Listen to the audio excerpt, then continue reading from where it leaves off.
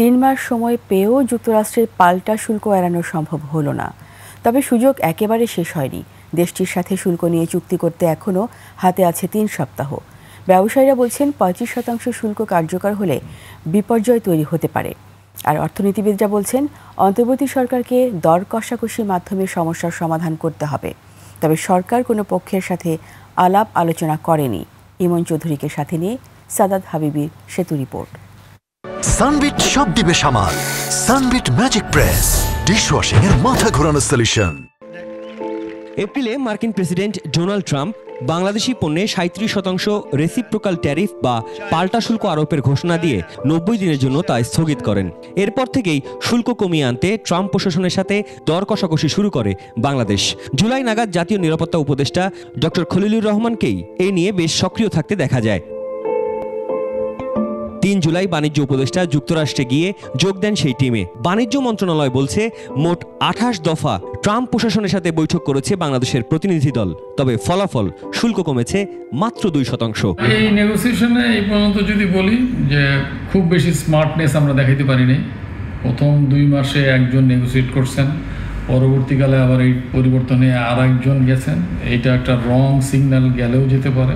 আমাদের নীতি নির্ধারকরা এটা খুব বিস্তৃতভাবে আলাপ করেননি। আমার মনে হয় যে সেই সুযোগটা হয়তো ছিল যে একটা নেগোশিয়েটিং টিম করে সেটার মধ্যে নন ডিসক্লোজার করে এই আলাপ আলোচনাটা হয়তো করার সুযোগ ছিল। নেগোসিয়েশন একটা প্রসেস, এখানে কিছু ছাড় দিতে হবে, ওনারা কিছু ছাড় দেবে, আমরা কিছু ছাড় দেব।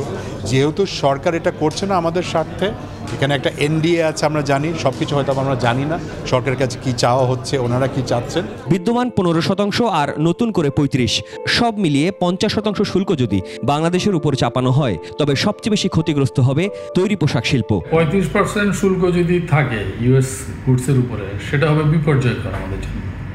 কারণ হচ্ছে আমাদের টোটাল এক্সপোর্টের 20% আমরা ইউএসএতে করি। একটা হয়তো ডিসপিউট হতে পারে যে আমরা বলেছি যে আমরা অন্যান্য দেশকেও এটা দেব।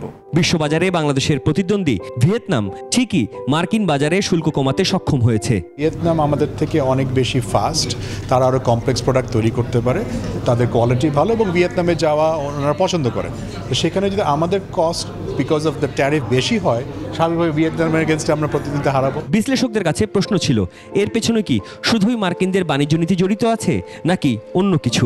কেবল যে বাণিজ্য, বিনিয়োগ, অর্থনীতি কেবলমাত্র এই বিষয়গুলো আলোচিত হচ্ছে সেটা বোধহয় না, হয়তো আরও এর বাইরেও ভূ রাজনৈতিক, ভূ অর্থনৈতিক বিভিন্ন ইস্যু আলোচনার মধ্যে থাকতে পারে। জুলাই মাসের বাকি সময়টা পাল্টা শুল্ক নিয়ে আলোচনা আর দর কষাকষির সুযোগ রেখেছেন ট্রাম্প। এই সময়ের মধ্যে যুক্তরাষ্ট্রের সাথে একটি যৌক্তিক চুক্তিতে পৌঁছানো যাবে তো? সাদাত হাবিবি সেতু, 21 টেলিভিশন, ঢাকা।